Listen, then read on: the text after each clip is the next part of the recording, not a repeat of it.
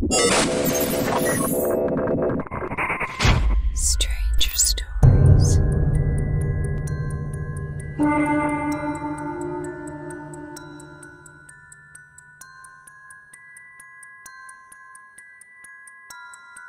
I live in Chicago, and I don't have a car since public transportation is so much easier.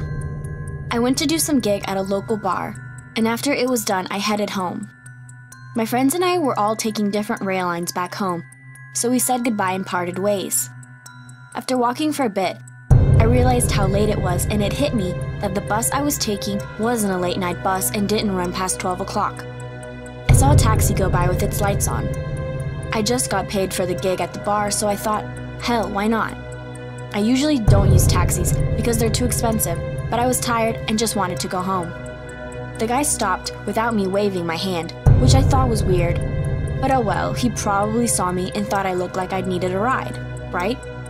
I hop in and he asks me where I'm going. I tell him my neighborhood and he starts driving to that direction.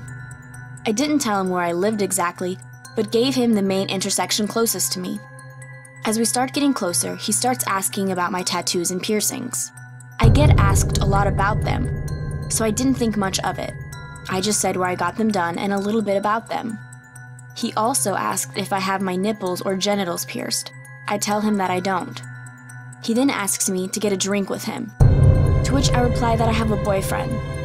He begins begging me. By this point, we are about to pull up to the intersection near my apartment, and I basically tell him thanks, but no thanks for the date.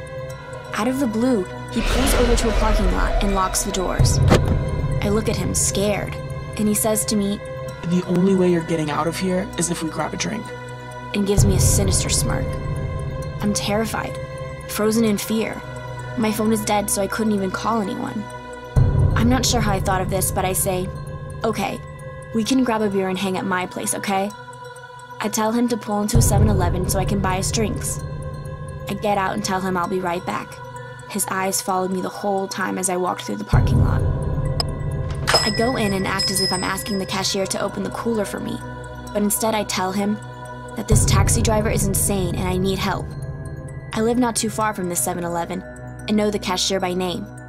He lets me out the back door and walks with me through the back alleyway to my apartment, which was about 2 blocks away. He had his coworker keep an eye on the guy until I got back safe. I made it home and thanked the cashier a million times.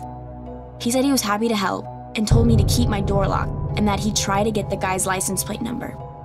By the time the cashier was back, the driver was gone. I've never taken a cab since and don't plan on taking one anytime soon.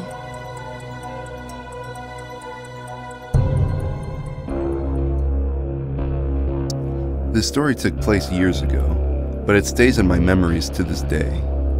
For some context, at the time, my parents would go out running with friends once a week and leave my sister and I, me 14, her 10, alone for a few hours. They would leave at night, so they usually wore neon clothing while on their run. Where I lived, it's common for houses to have a 7-foot-plus tall wall around it. The door to the front yard could be opened from the kitchen, and you could see who was ringing the doorbell on our security system screen. This was a regular night. My parents left in a taxi about 20 minutes earlier to get to the meetup point with their friends. Our doorbell was broken, and my sister and I happened to be in the room where the security system lit up, showing a man looking at the ground wearing a neon yellow windbreaker. "Oh, Dad's home early," I pointed out, a little confused. "Yeah, maybe he hurt himself."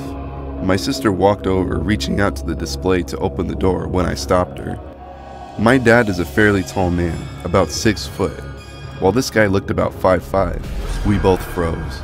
The screen is supposed to turn off after 30 seconds or so. However, it stayed on for about 3 minutes, telling us this guy was ringing the bell repeatedly. He seemed to be getting frustrated and started banging his fists against the door. We could hear him shouting slurs at us, calling us names, telling us to let him in. Eventually, he walked off, throwing his hands in the air as if he was extremely mad. My sister and I stayed huddled in her room, terrified until our parents called us about 45 minutes later, asking us to open the door for them.